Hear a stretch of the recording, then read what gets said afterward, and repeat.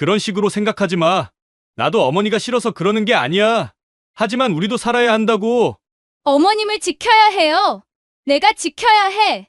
서연이의 목소리에는 강한 의지가 담겨 있었습니다. 이 아이가 정말 저를 보호하려고 하는구나 싶어서 고마웠지만 동시에 걱정도 됐어요. 아들의 미친 행동과 이를 막기 위한 며느리의 희생, 함께 같이 들어보도록 하겠습니다. 저는 김정순, 올해 68살입니다. 남편이 돌아가신 지 벌써 10년이 넘었고 외아들 도연이와 며느리 서연이와 함께 살고 있어요. 매일 아침 일찍 일어나 밥을 짓고 반찬을 준비하죠. 서연이가 어머님 편히 쉬세요라고 말하지만 빈집에 혼자 있으면 마음이 답답해집니다. 그래서 계속 뭔가 하고 있어야 해요. 서연이는 참 착한 아이예요. 제가 무거운 걸 들려 하면 얼른 달려와 대신 해주고 제 건강을 챙겨주죠. 어머님 혈압약 드셨어요? 하며 물을 가져다 주기도 하고요. 하지만 도연이는 다릅니다. 요즘 들어 더욱 차가워진 것 같아요. 아침에 인사를 해도 대충 고개만 끄덕이고 지나가죠. 예전엔 그래도 어머니 안녕히 주무셨어요? 하고 물어보곤 했는데 이젠 그런 말도 없어요. 도연아, 오늘은 일찍 들어와라라고 말해도 네, 알겠습니다. 하고는 늦은 밤에 술 냄새를 풍기며 들어옵니다. 무슨 일이 있나 싶어 물어보면 별일 없어요 하고 방으로 들어가 버려요. 집안 분위기가 예전 같지 않습니다. 뭔가 무겁고 답답한 기운이 감돌아요. 서연이도 요즘 표정이 어둡고 웃음소리도 줄었어요. 예전엔 저랑 함께 TV 보며 깔깔거리곤 했는데 이젠 멍하니 화면만 바라보고 있죠. 밤에 잠자리에 누우면 이상한 소리가 들립니다. 도현이와 서연이가 뭔가 심각한 이야기를 하는 것 같아요. 목소리는 낮지만 분위기가 험악하죠. 무슨 말인지는 잘 안 들리지만 서연이 목소리가 떨리는 게 느껴져요. 뭘 그렇게 늦은 시간까지 이야기하나 싶어 문을 두드려 볼까 했지만 괜히 끼어드는 것 같아서 그만뒀습니다. 부부간의 일에 시어머니가 나서는 건 좋지 않다고 생각했거든요. 그런데 며칠 전부터 도현이 표정이 더욱 굳어졌어요. 아침 식사 때 제가 오늘 날씨가 좋네 하고 말을 걸어도 고개도 안 돌리고 밥만 먹죠. 서연이가 여보, 어머님이 말씀하세요 하면 그제야 네 하고 대답해요. 이상합니다. 분명 뭔가 있는 것 같아요. 도현이가 회사 일로 스트레스를 받는 건지 아니면 부부 사이에 문제가 있는 건지 모르겠어요. 서연이한테 물어볼까 했지만 이 아이도 요즘 한숨만 쉬고 있으니 말을 걸기가 어렵습니다. 혼자 있는 시간이 길어지니 자꾸 이런저런 생각이 들어요. 내가 여기 있는 게 부담스러운 건 아닐까? 혹시 내 때문에 부부싸움을 하는 건 아닐까 하는 걱정이 머릿속을 떠나지 않습니다. 남편이 살아있을 때는 이런 걱정 안 했어요. 둘이서 이야기도 하고 같이 산책도 나가고 그랬죠. 지금은 혼자라는 게 이렇게 외로운 줄 몰랐습니다. 그래도 서연이가 있으니 다행이에요. 이 아이만큼은 진심으로 저를 챙겨주는 게 느껴지거든요. 도연이는 어쩐지 점점 멀어지는 것 같지만 서연이는 여전히 따뜻하게 대해줍니다. 하지만 요즘 이 아이 표정을 보면 뭔가 걱정이 많아 보여요. 무슨 일인지 알고 싶지만 괜히 부담 주기 싫어서 그냥 지켜보고 있습니다. 시간이 지나면 나아질 거라고 믿고 싶어요. 오늘도 평소처럼 청소를 하고 있었습니다. 서연이는 회사에 갔고 도연이도 일찍 나갔죠. 혼자 있는 시간에 집안을 정리하는 게 제 유일한 일과예요. 서연이 방 앞을 지나가는데 문이 조금 열려 있더라고요. 평소 같으면 그냥 지나쳤을 텐데 오늘은 왠지 아니 보였습니다. 책상 위에 서류들이 어지럽게 놓여 있었어요. 정리 좀 해줘야겠다 싶어서 들어갔습니다. 그런데 서류를 정리하다가 이상한 걸 발견했어요. 보험 관련 서류들이었는데 제 이름이 적혀 있더라고요. 처음엔 건강보험이나 그런 거겠거니 했는데 자세히 보니 생명보험 서류였습니다. 그것도 보험 금액이 상당히 큰 금액이에요. 언제 이런 보험에 가입했나 싶어 계속 보니 가입 날짜가 얼마 전이더라고요. 더 놀라운 건 그 밑에 있던 담보대출 계약서 초안이었어요. 이 집을 담보로 돈을 빌리는 서류였는데 금액이 꽤 컸습니다. 이게 뭐지 하며 자세히 읽어보니 머리가 복잡해졌어요. 그때 현관문 열리는 소리가 들렸습니다. 서연이가 회사에서 돌아온 것 같더라고요. 급하게 서류를 제자리에 놓고 방에서 나왔는데 서연이가 복도에 서 있었어요. 어머님, 무슨 일이세요? 서연이 얼굴이 창백해져 있었습니다. 제가 서연이 방에서 나온 걸 본 거죠. 아, 청소하다가 들어갔는데 책상 위가 어수선해서 정리해줬다. 그러자 서연이가 황급히 방으로 들어가더니 책상을 확인했어요. 서류들을 하나하나 들춰보는 모습이 범상치 않았습니다. 어머님, 혹시 서류 보셨나요? 목소리에 긴장감이 섞여 있었어요. 제가 뭔가 보면 안 될 걸 본 것 같은 느낌이 들었습니다. 아니다. 그냥 정리만 했다. 거짓말이었지만 어쩔 수 없었어요. 서연이 표정이 너무 당황스러워 보여서 더 이상 말하기가 어려웠거든요. 저녁 시간에 도현이가 돌아왔습니다. 서연이가 뭔가 이야기하는 것 같더니 도현이가 제 쪽을 흘끔 보더라고요. 눈빛이 평소와 달랐어요. 어머니, 오늘 하루 어떻게 보내셨어요? 갑자기 관심을 보이니까 오히려 어색했습니다. 평소에는 말도 안 붙이던 아이가 왜 갑자기 이러나 싶었어요. 그냥 집안일하고 청소 좀 했다. 혹시 어디 다른 데 들어가거나 그런 건 없으셨죠? 이상한 질문이었어요. 왜 이런 걸 물어보나 싶어서 왜 그런 걸 묻니 했더니 그냥 궁금해서요 하고 넘어가더라고요. 밤에 잠자리에 들어서도 계속 생각이 났습니다. 그 보험 서류와 담보대출 계약서가 계속 머릿속에 맴돌았어요. 왜 저 모르게 이런 걸 진행하는 걸까요? 무슨 일인지 알고 싶었지만 직접 물어보기도 어려웠습니다. 다음 날 아침, 도연이가 서연이한테 뭔가 진지하게 이야기하는 소리가 들렸어요. 앞으로는 조심해야 해. 어머니가 눈치챌 수도 있어. 하지만 이렇게 몰래 하는 게 맞나요? 서연이 목소리에는 망설임이 가득했습니다. 뭔가 꺼림칙한 느낌이 들었어요. 제가 모르는 사이에 무슨 일이 벌어지고 있는 건 분명했습니다. 그날부터 두 사람의 행동을 더 자세히 관찰하게 됐어요. 뭔가 숨기고 있다는 느낌이 계속 들었거든요. 밤중에 잠이 깨었습니다. 화장실에 가려고 일어났는데 복도에서 목소리가 들렸어요. 도현이와 서연이가 또 뭔가 이야기하고 있었습니다. 평소보다 목소리가 커서 내용이 조금 들렸어요. 귀를 기울여 들어보니 심상치 않은 이야기였습니다. 이렇게 계속 갈 수는 없어. 빚이 너무 많다고. 도연이 목소리였어요. 절망적인 어조가 섞여 있었습니다. 하지만 어머님을 요양원에 보내면 안 돼요. 그분은 여기가 집이라고 생각하시는데. 서연이가 간절한 목소리로 말했습니다. 요양원이라니요. 제 이야기를 하고 있는 건가요? 그래도 달리 방법이 없잖아. 이 집도 팔아야 하고 보험 문제도 정리해야 하고. 여보, 그런 식으로 생각하면 안 돼요. 어머님은 가족이잖아요. 서연이 목소리에 울음기가 섞여 있었습니다. 제 마음도 복잡해졌어요. 도현이가 저를 요양원에 보내려고 생각하고 있었다니요. 어머니이긴 하지만 현실을 봐야 해. 우리도 살아야 한다고. 그래도 이런 식으로는 안 돼요. 절대 안 돼. 서연이가 강하게 반대하는 소리였어요. 이 아이만큼은 제 편이구나 싶어서 마음이 따뜻해지면서도 한편으로는 서글펐습니다. 더 듣고 있을 수가 없어서 방으로 돌아왔어요. 잠이 오지 않았습니다. 도현이가 저를 짐스러워한다는 건 어렴풋이 알고 있었지만 이렇게 노골적으로 요양원 이야기가 나올 줄은 몰랐어요. 다음 날 아침 식사 때 분위기가 어색했습니다. 서연이 눈이 빨갛게 부어 있었어요. 밤에 운 것 같았습니다. 도현이는 평소보다 더 무뚝뚝했고요. 서연아, 괜찮니? 눈이 부었네. 아, 괜찮아요, 어머님. 그냥 조금 피곤해서. 거짓말인 걸 알 수 있었지만 더 묻지 않았어요. 이미 밤중 대화를 들었으니까 이유를 알고 있었거든요. 며칠 후 또 이상한 걸 봤습니다. 서연이가 핸드폰으로 뭔가를 하고 있었는데 화면을 자세히 보니 녹음 앱이 켜져 있더라고요. 왜 녹음을 하는 걸까 궁금했어요. 그날 밤에도 두 사람의 목소리가 들렸는데 평소보다 더 격렬했습니다. 어머니를 없애면 모든 게 해결돼. 그런 말 하지 마세요. 정말 무서운 소리예요. 없앤다는 게 그런 뜻이 아니라 요양원에 보내면 된다는 뜻이야. 하지만 도연이 목소리에는 뭔가 다른 느낌이 섞여 있었어요. 정말 요양원 이야기만 하는 건지 의문스러웠습니다.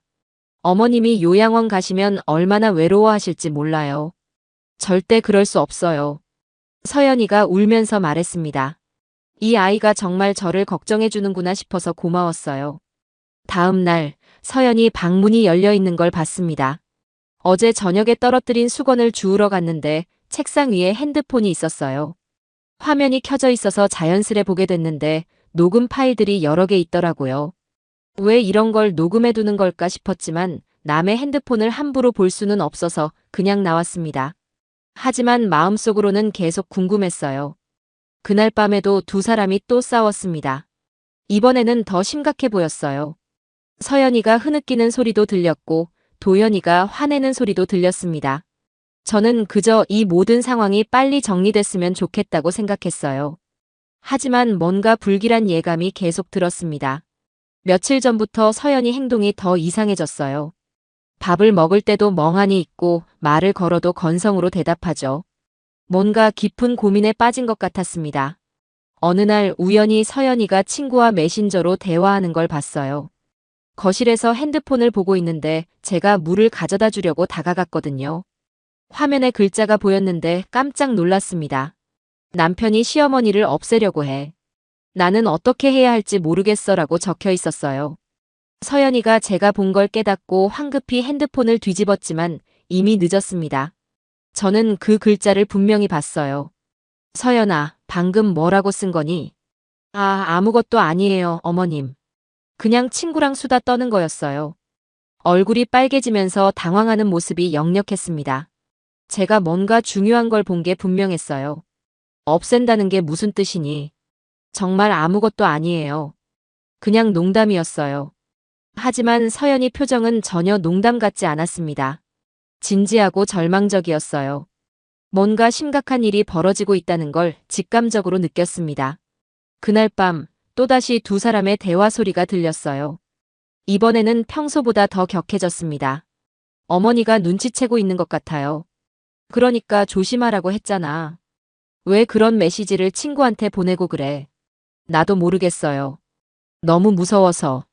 서연이가 떨리는 목소리로 말했습니다. 정말 무서워하고 있는 게 느껴졌어요. 무서울 게 뭐 있어. 그냥 요양원에 보내면 되는 거잖아. 당신이 말하는 건 요양원이 아니잖아요. 정말 무서운 이야기를 하고 있잖아요. 서연이가 울먹이며 말했습니다. 이 대화를 듣고 있으니 등골이 오싹해졌어요. 도연이가 정말 저를 어떻게 하려고 하는 걸까요? 그런 식으로 생각하지 마. 나도 어머니가 싫어서 그러는 게 아니야. 하지만 우리도 살아야 한다고. 어머님을 지켜야 해요. 내가 지켜야 해. 서연이의 목소리에는 강한 의지가 담겨 있었습니다. 이 아이가 정말 저를 보호하려고 하는구나 싶어서 고마웠지만 동시에 걱정도 됐어요. 다음 날 서연이 핸드폰에서 또 다른 메시지를 봤습니다. 이번에는 조금 집중해서 볼 수 있었어요. 시어머니가 위험해. 남편이 진짜로 뭔가 계획하고 있는 것 같아. 보험 서류도 알아보고 집도 담보로 잡으려고 해. 나는 어떻게 막아야 할지 모르겠어. 친구가 경찰에 신고해야 하는 거 아니야? 라고 답했는데 서연이는 증거가 없어. 그냥 의심만으로는 어떻게 할 수 없어라고 답했습니다. 저는 그 순간 모든 상황이 정리됐어요. 도연이가 정말 저에게 해를 끼치려고 계획하고 있고 서연이는 그걸 막으려고 하고 있었던 거죠. 무섭기도 했지만 한편으로는 서연이가 저를 지키려고 노력하고 있다는 사실에 감동받았습니다. 이 아이만큼은 정말 저를 가족으로 생각하고 있구나 싶었어요.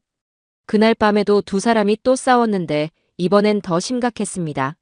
뭔가 결정적인 순간이 다가오고 있다는 느낌이 들었어요. 저는 앞으로 어떤 일이 일어날지 모르지만 서연이만큼은 제 편이라는 걸 알게 됐습니다. 그게 그나마 위안이었어요. 며칠 전부터 집 앞에 CCTV가 설치돼 있다는 걸 알게 됐어요.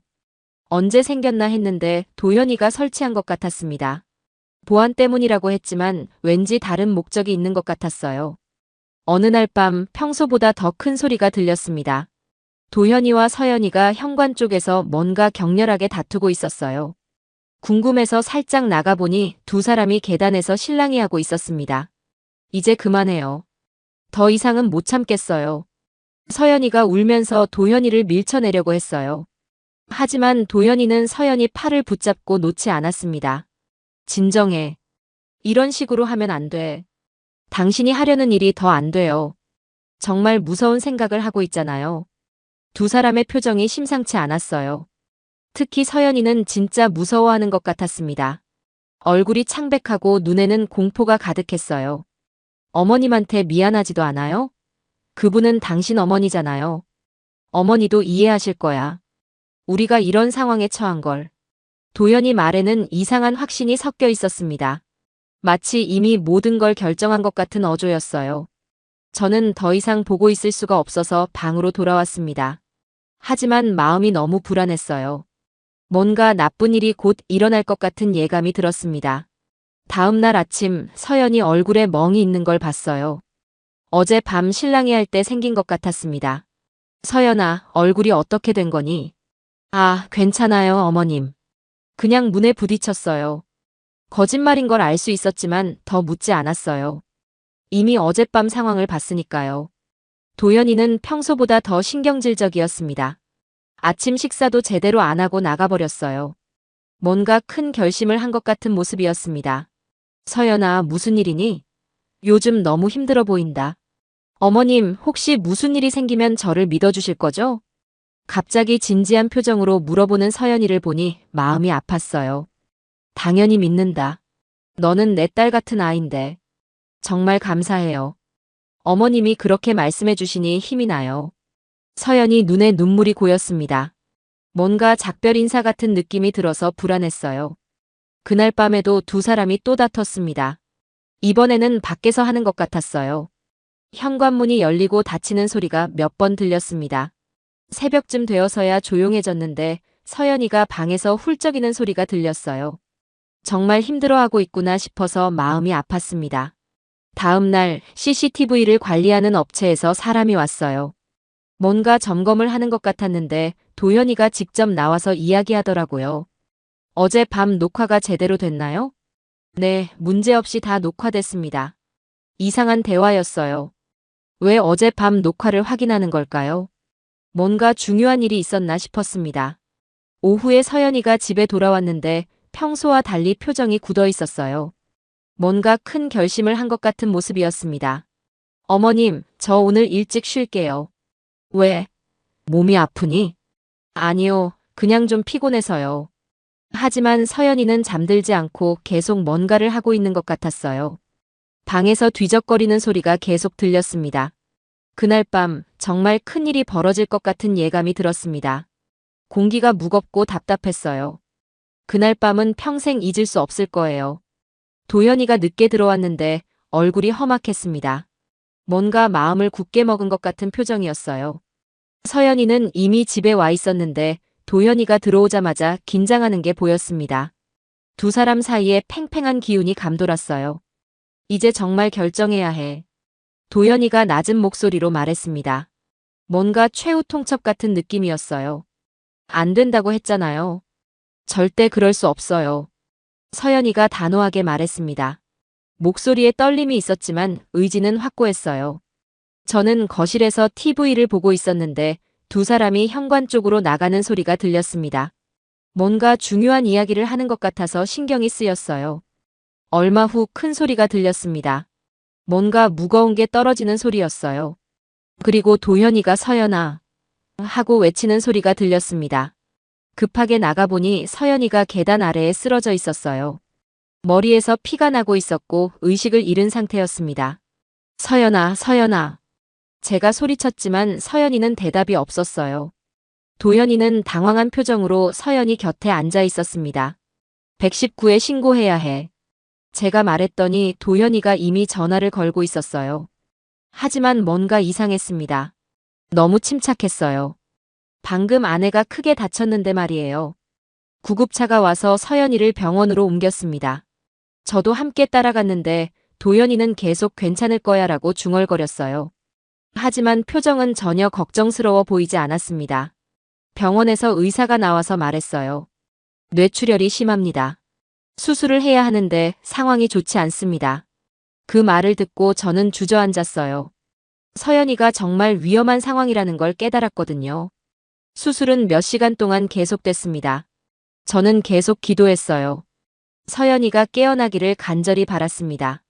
하지만 결국 의사가 나와서 고개를 저었어요. 죄송합니다. 최선을 다했지만. 그 순간 세상이 무너지는 것 같았습니다. 서연이가 죽었다니요. 저를 그렇게 아껴주던 서연이가 말이에요. 경찰이 와서 사고 경위를 물어봤습니다. 도연이는 계단에서 발을 헛디뎌 넘어진 것 같다고 말했어요. 단순한 사고라고 했습니다. 혹시 다른 이상한 점은 없었나요? 경찰이 저에게 물었는데 저는 뭐라고 대답해야 할지 몰랐어요. 며칠 전부터 두 사람이 계속 싸웠다고 말해야 하나, 서연이가 무서워했다고 말해야 하나 고민됐습니다. 하지만 확실한 증거가 없었어요. 그냥 의심만 있을 뿐이었습니다. 특별한 건 없었습니다. 결국 그렇게 대답했어요. 나중에 후회할 줄도 모르고 말이에요. 집으로 돌아와서 서연이 방을 보니 너무 슬펐습니다. 며칠 전까지만 해도 이 방에서 저를 걱정해주던 아이가 이제는 없다니요. 도연이는 의외로 담담했어요. 슬퍼하는 기색이 별로 없었습니다. 오히려 뭔가 안도하는 것 같기도 했어요. 도연아, 괜찮니? 네, 어머니. 서연이도 이제 편히 쉬고 있을 거예요. 이상한 말이었어요. 아내가 죽었는데 편히 쉰다니 무슨 말인지 이해할 수 없었습니다. 그날 밤 혼자 누워서 계속 생각했어요. 정말 단순한 사고였을까요? 아니면 뭔가 다른 일이 있었던 걸까요? 서연이가 마지막에 했던 말이 계속 떠올랐습니다. 어머님을 지켜야 해요. 내가 지켜야 해. 이 아이는 끝까지 저를 걱정했던 거였어요. 그런데 이제 저를 지켜줄 사람이 없어졌습니다. 서연이 장례를 치르고 며칠이 지났습니다. 집안이 너무 조용해서 견디기 힘들었어요. 서연이가 없으니 정말 외로웠습니다. 도연이는 장례 직후부터 뭔가 바쁘게 움직이기 시작했어요. 보험회사 사람들과 전화통화도 하고 어디론가 나가는 일도 많아졌습니다. 도연아, 어디 가니? 보험 처리하러 가야 해요. 서연이 일로 할 게 많아서. 그러면서 서류 가방을 들고 나가곤 했어요. 아내가 죽은 지 얼마 안 됐는데 너무 부지런한 것 같았습니다. 어느 날 서연이 방을 정리하다가 책상 서랍에서 서연이 휴대폰을 발견했어요. 경찰에서 돌려준 건데 도연이가 그냥 서랍에 넣어둔 것 같았습니다. 처음엔 그냥 두려고 했는데 문득 서연이가 녹음하던 게 생각났어요. 혹시 그 파일들이 아직 남아있을까 싶어서 휴대폰을 켜봤습니다.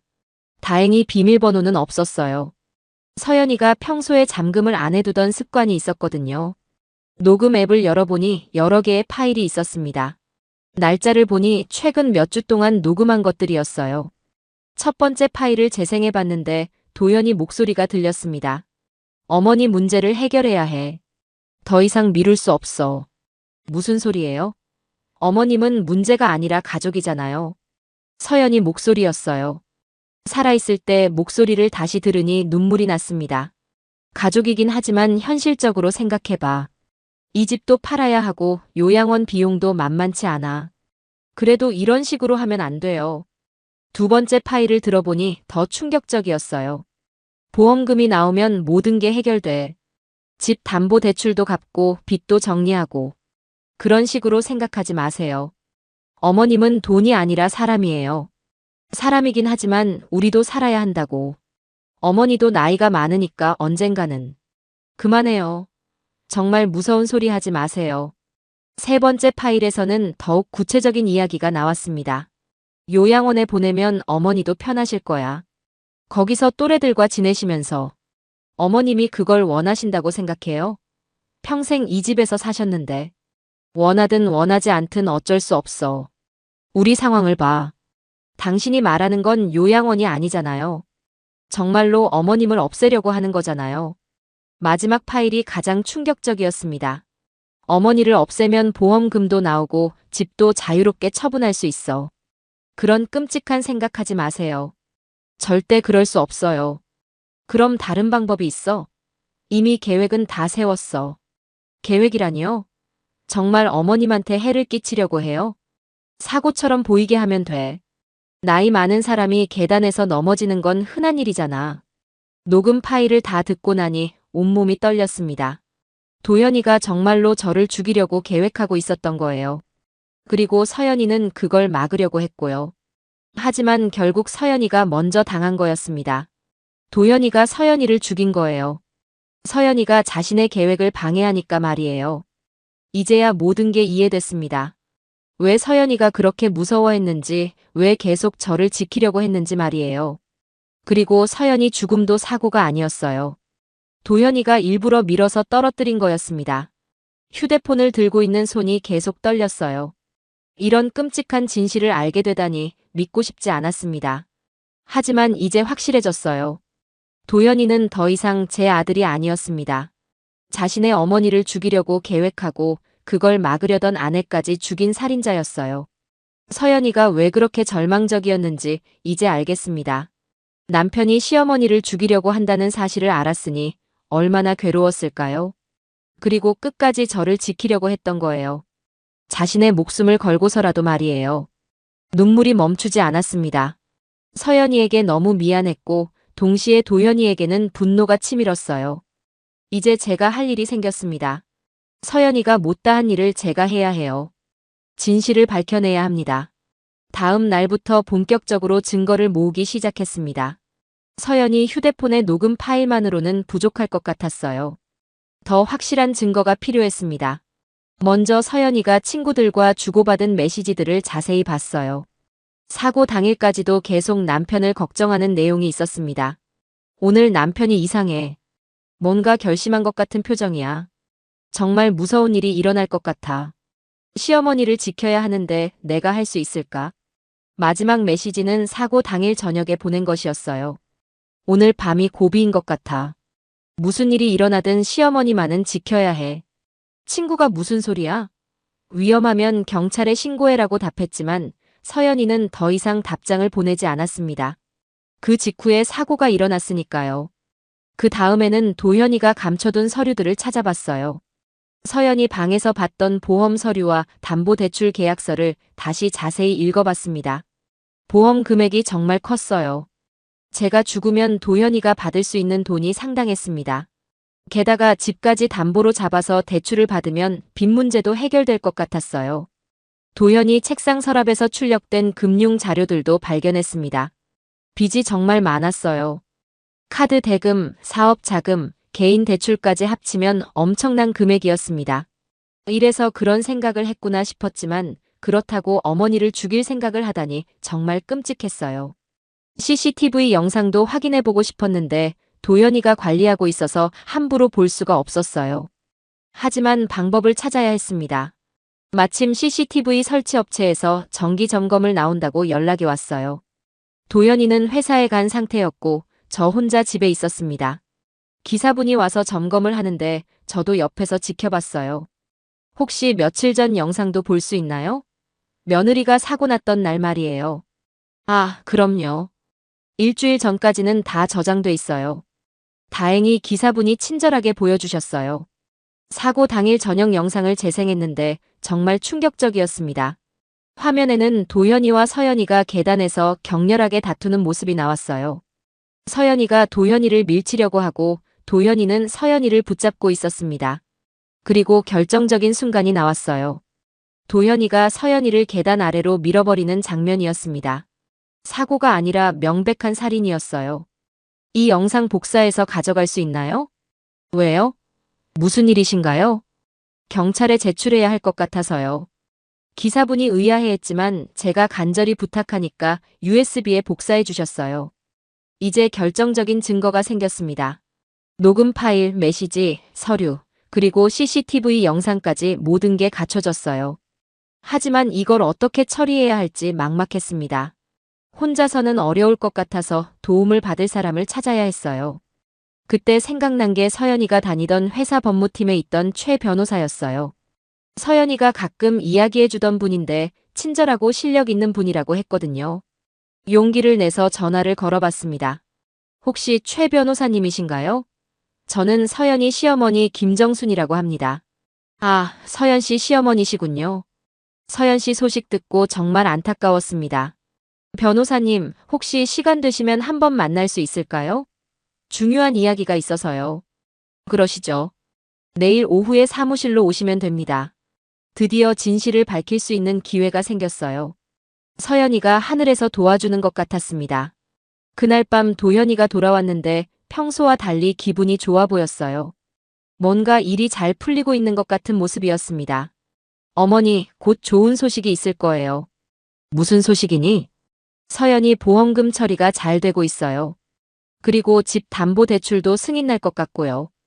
아직도 그런 계획을 진행하고 있다니 정말 뻔뻔했어요. 서연이를 죽이고 나서도 아무렇지 않게 돈 이야기를 하다니요. 하지만 저는 더 이상 당하지 않을 거예요. 내일 변호사님을 만나서 모든 걸 털어놓을 겁니다. 다음 날 오후 최 변호사 사무실을 찾아갔습니다. 가지고 간 증거들을 모두 펼쳐놓고 상황을 설명했어요. 변호사님, 이 모든 게 우연의 일치일까요? 녹음 파일을 들려드리고 메시지를 보여드리고 CCTV 영상도 함께 봤습니다. 변호사님 표정이 점점 심각해졌어요. 이건 명백한 살인 사건입니다. 즉시 경찰에 신고해야 해요. 정말 그렇게 생각하세요? 제가 너무 예민하게 받아들이는 건 아닐까요? 아닙니다. 이 증거들은 매우 명확해요. 특히 CCTV 영상은 결정적이죠. 변호사님이 즉시 경찰서에 연락을 취해 주셨어요. 그리고 모든 증거들을 정리해서 고발장을 작성했습니다. 혹시 신변의 위험을 느끼시면 언제든지 연락하세요. 네, 감사합니다. 집으로 돌아가는 길에 마음이 복잡했어요. 내 아들을 고발한다는 게 쉬운 일은 아니었거든요. 하지만 서연이를 위해서라도 해야 할 일이었습니다. 집에 도착했을 때 도현이가 기다리고 있었어요. 표정이 평소와 달랐습니다. 어머니, 어디 다녀오셨어요? 병원에 갔다 왔다. 병원은 왜요? 어디 아프세요? 나이가 들어서 이곳저곳 아프다. 거짓말이었지만 어쩔 수 없었어요. 아직 경찰 조사가 시작되기 전까지는 조심해야 했습니다. 그런데 도현이가 계속 저를 의심스럽게 바라보더라고요. 혹시 다른 데는 안 가셨어요? 예를 들어 변호사 사무실이나. 깜짝 놀랐어요. 어떻게 알았을까요? 왜 그런 걸 묻니? 그냥 궁금해서요. 요즘 어머니가 뭔가 달라 보여서. 달라 보인다는 게 무슨 뜻이니? 예전보다 활발해지신 것 같아서요. 서연이 일 때문에 우울하실 줄 알았는데 도연이가 저를 탐색하고 있다는 느낌이 들었어요. 뭔가 눈치챈 것 같았습니다. 이틀 후 경찰이 집으로 왔어요. 도연이는 회사에 간 상태였고 저 혼자 있을 때였습니다. 김정순 할머니시죠? 고발장 접수됐습니다. 네, 감사합니다. 내일 아침에 피고발인을 소환할 예정이에요. 혹시 위험하다고 생각되시면 다른 곳에 피해 계시는 게 좋겠어요. 경찰관의 말을 듣고 보니 정말 무서워졌어요. 도연이가 자신이 신고당했다는 걸 알면 어떻게 나올지 모르겠거든요. 그날 저녁 도연이가 돌아왔는데 평소와 달리 일찍 들어왔어요. 그리고 제게 다가와서 앉더라고요. 어머니, 말씀드릴 게 있어요. 뭐니? 사실 요양원을 알아봤어요. 어머니가 가시면 좋을 곳으로. 갑자기 요양원 이야기를 꺼내니까 소름이 돋았어요. 왜 갑자기 그런 이야기를 하니? 어머니 혼자 계시기 힘드실 것 같아서요. 거기 가시면 또래분들도 많고. 나는 이 집에서 살고 싶다. 하지만 현실적으로 생각해보세요. 제가 돌봐드리기도 힘들고. 도연이 목소리에 강압적인 느낌이 들었어요. 마치 협박하는 것 같았습니다. 내일부터 요양원 상담받으러 가실 거예요. 싫다고 했잖니. 어머니 의견은 중요하지 않아요. 이미 결정된 일이에요. 그때 문득 생각이 났어요. 내일 아침에 경찰이 도현이를 소환한다고 했잖아요. 그럼 요양원 상담은 핑계이고 다른 목적이 있는 게 아닐까요? 도현아, 너 혹시 뭔가 숨기고 있는 거 아니니? 무슨 말씀이세요? 서연이 일로 뭔가 문제가 있는 거 아니니? 도연이 표정이 순간 굳어졌어요. 그러더니 갑자기 화를 내기 시작했습니다. 어머니가 뭘 안다고 그런 소리를 해요? 괜한 추측하지 마세요. 추측이 아니라 확신이다. 뭘 확신해요? 내가 서연이를 죽였다는 걸. 그 순간 도연이 얼굴이 완전히 변했어요. 더 이상 제 아들의 얼굴이 아니었습니다. 어머니가 뭘 아시는지 모르겠지만 함부로 말하면 안 돼요. 함부로가 아니라 진실을 말하는 거다. 진실? 어머니 때문에 우리가 이렇게 된 거 모르세요? 드디어 본색을 드러내기 시작했어요. 어머니만 없으면 모든 게 해결돼요. 서연이도 그걸 몰라서 방해했고. 그래서 서연이를 죽인 거니? 죽인 게 아니라 사고였어요. 하지만 결과적으로는 잘 됐죠. 정말 끔찍한 말이었어요. 자신의 아내 죽음을 잘 됐다고 하다니요. 그때 현관문에서 소리가 났어요. 경찰이 온 것 같았습니다. 김도현 씨 계십니까? 도현이 얼굴이 창백해졌어요. 자신이 신고당했다는 걸 깨달은 거죠. 어머니가 신고했구나. 당연하지. 살인자를 그냥 둘 수는 없으니까. 어머니 때문에 내 인생이 망했어요. 어머니만 없었으면 이런 일은 없었을 거예요. 경찰이 문을 두드리는 소리가 더 커졌어요. 도현이는 저를 향해 위협적인 시선을 보냈습니다. 지금이라도 마음 바꾸시면 돼요. 경찰한테 잘못 신고했다고 하세요. 절대 안 된다. 그럼 어머니도 가만 안 둘 거예요. 도현이가 제게 다가오려는 순간 문을 두드리는 소리가 더욱 강해졌어요. 김도현 씨, 경찰입니다. 문 열어주세요. 도현이 얼굴이 순간 창백해졌어요. 더 이상 저를 위협할 시간이 없다는 걸 깨달은 거죠. 출석 요구서 전달하러 왔습니다. 결국 도현이가 문을 열 수밖에 없었어요. 경찰관 2명이 들어오면서 출석 요구서를 건네줬습니다. 내일 오전 10시까지 관할 경찰서로 출석하시기 바랍니다. 무슨 일인가요? 도현이가 일부러 모르는 척했지만 경찰관은 이미 상황을 파악하고 있었어요. 살인 혐의로 고발장이 접수됐습니다. 조사를 받으셔야 해요. 살인이요? 말도 안 되는 소리네요. 그건 조사를 통해 밝혀질 일입니다. 혹시 도주 우려가 있으니 여권도 제출해 주세요. 도현이는 억지로 여권을 내주었어요. 손이 떨리는 게 보였습니다. 반드시 출석하시기 바랍니다. 불출석 시 체포영장을 신청할 예정입니다. 경찰이 나간 후 도현이가 저를 돌아봤어요. 그 눈빛에는 분노와 절망이 뒤섞여 있었습니다. 정말 끝까지 가시려는 거네요. 당연하지. 서연이를 위해서라도. 후회하실 거예요, 어머니. 그 말을 남기고 도현이는 급하게 짐을 싸기 시작했어요. 옷가지와 중요한 서류들을 가방에 넣더라고요. 다음 날 아침, 도현이는 짐을 들고 집을 나갔어요. 경찰서에 가는 게 아니라 다른 곳으로 가는 것 같았습니다. 정말 도망가는구나 싶었지만 이미 여권을 제출했으니 멀리는 못 갈 거예요. 오전 10시가 되자 경찰에서 연락이 왔어요. 피고발인이 출석하지 않았습니다. 체포영장을 신청할 예정이에요. 네, 알겠습니다. 이제 정말 끝이었어요.